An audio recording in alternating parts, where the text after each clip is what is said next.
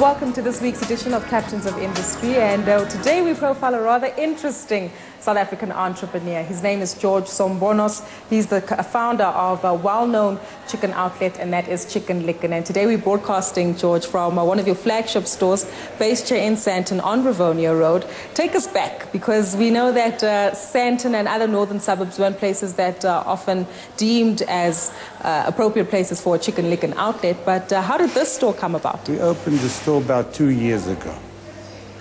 I liked the position, and we built the building, we ordered the equipment, and we fitted out this premises. And 3 days before we opened, we didn't even have a license. And we got the license, and we opened to huge crowds without even advertising to anybody. So that must have been one major risk that you took on. Well, you have to take risks. If you're not going to take risks in life, you won't go ahead, because if it's most people don't want to take risks, so the ones that take risks get rewarded. But you can go the other way, and you can lose 5-6 million rand as well. Very true. But take us back to the Chicken Licken story. I understand that you used to work with and for your father in a Greek tea room, if I'm not mistaken, and you went on a trip to the US and came back with a very interesting chicken spice recipe that worked in your favor. I used to go to the old man was very strict, but over dinner once a year he'd throw an airline ticket and say, go to America. And I would go to America and walk down a street and maybe eat 20 pieces chicken a day by 4 o'clock in the afternoon. And the next day maybe 10, 12 hamburgers.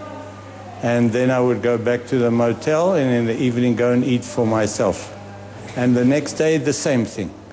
Nothing else. And I couldn't afford a car, so I used to walk down a strip from one food shop to the other food shop. No girls, nothing. It was just food. One day I sat in a burger shop for about 2 hours nursing a coffee. They even called the police. They thought I was casing out the joint. So I was fanatical.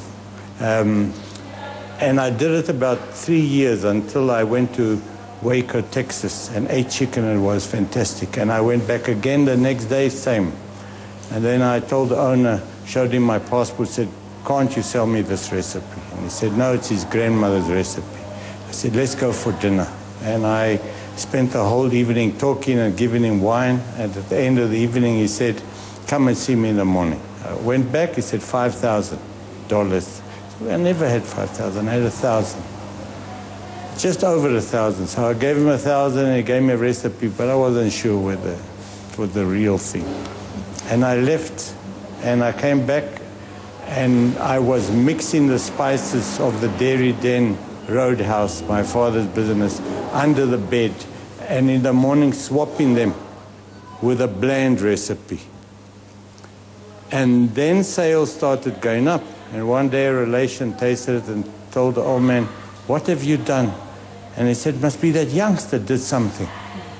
And he then asked me what I did. I had to be honest, and we went to Robertson's and we gave them the recipe. We signed an agreement, and since then we've been using the same recipe. I know that ever since then you've also moved out and established Chicken Licken. Yes. Tell us a little bit more about the name and how it came about, because that wasn't your first choice originally. No, the first choice was golden fried chicken, but it was too descriptive to register. So one of the waiters told me, you don't look happy today, what is wrong? And I said, I can't register golden fried chicken, and we've got 3 months to go before we open a new chicken shop. And he said, why didn't you call it Chicken Licken? I said, where'd you get the name? He said, from the book. He brought me the book. I looked at it. I gave him 300 rand as a thank you. That was a lot of money back then. It was a lot of money, yes. It was a lot of money, but I was grateful that he gave me that idea. We put in the application, and then I needed a head. So a signwriter drew this head on the window. And I said to him, Mr. Mitchum, can you draw it in scale? And he did that. I paid him 75 rand. With 375 rand, we had a name and a logo.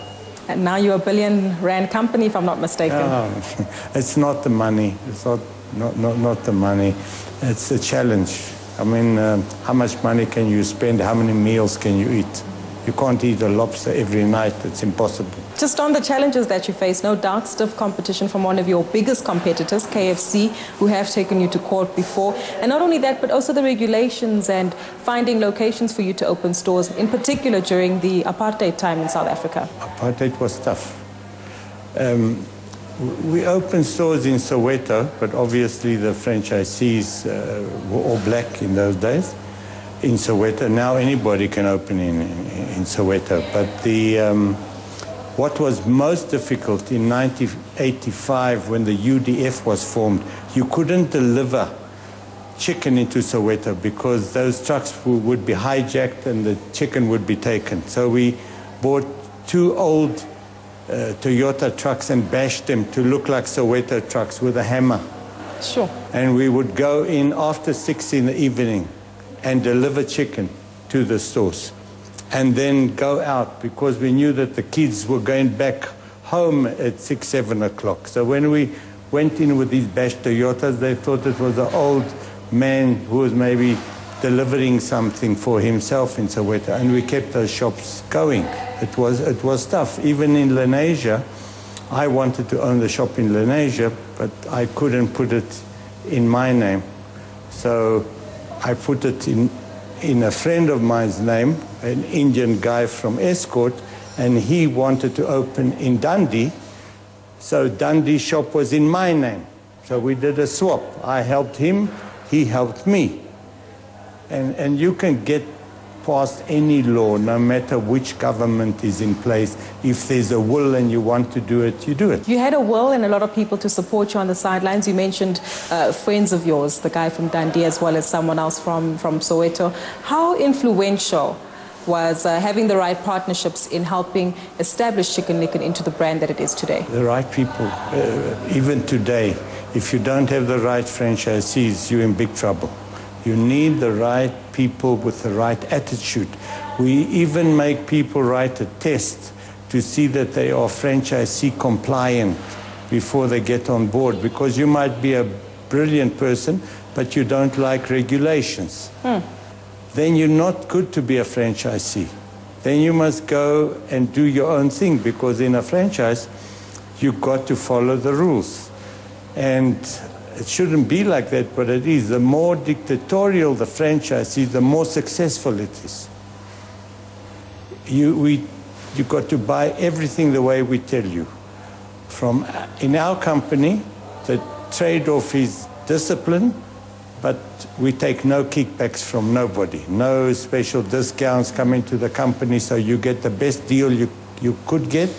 You get things cheaper, but you've got to follow the rules. Keeping with the discussion regarding franchises, has that been a challenge, finding franchisees who are disciplined and who are keen on living by the rules? It is a challenge, yes. They've got to have the right mindset, and they've got to want to do it, and they've got to like the food and like the brand when they come in. It's not just another job, because the hours are long. Obviously, they don't work from the morning to closing time, but he should be there at least 8 hours a day, and it's every day. And you might not be cooking the chicken, but you do the paperwork. You might pick up papers when you walk into a store and there's a paper on the floor. So yes, they've got to be dedicated. But what I've seen is when franchisees come, they scrape their money together to open a store. And 3-4 years down the road, when we have our franchisee meetings and you look outside, you see BMWs, Mercedes, 4x4s, so they make money. So we improve their lives. Yes, there is discipline. If you don't follow the rules, I can't help you. But if you follow the rules, you will be successful. And the entrepreneurial spirit, we know that that's lacking in the South African market, given the fact that we have such a high level of unemployment. What do you feel we need to do to cultivate that a lot more and to have disciplined franchisees like yours? Young people have got to dream, and they've got to take chances, and they've got to be dedicated. Even if you want to become a hairdresser, for example, you read all the trade magazines on hair, and you look at the products, and you must be so fanatical that you must be prepared to die for what you want to do. If you're prepared to die for anything in life, you will be successful. That's something that Martin Luther King once said, not so? Yes. Let's take a look at your African operations. I understand that you have several stores in countries like Botswana as well as Zambia. What are the regulatory challenges that you have to take on in order to open up stores there?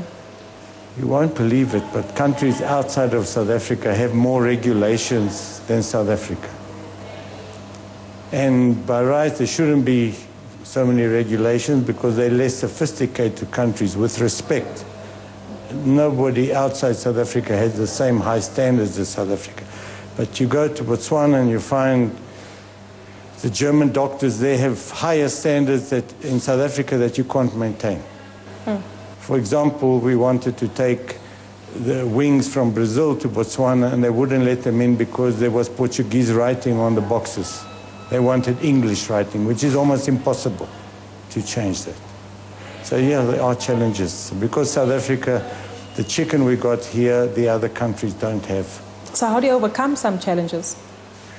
Well, in Botswana, we use local chicken, and it's a great challenge. We had to teach people how to cut the chicken, what size chicken has got to be, how to inject the chicken with marinade, and we get by.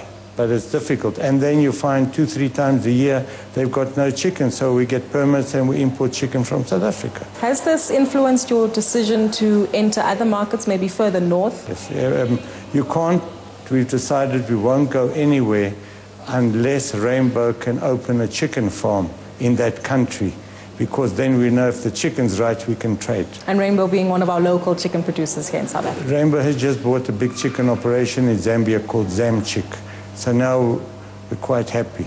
We know that chicken is your business, and we will delve into that a little bit further right after this ad break, where we'll continue speaking to George Sombonos, who is the founder of Chicken Licken. Don't go away.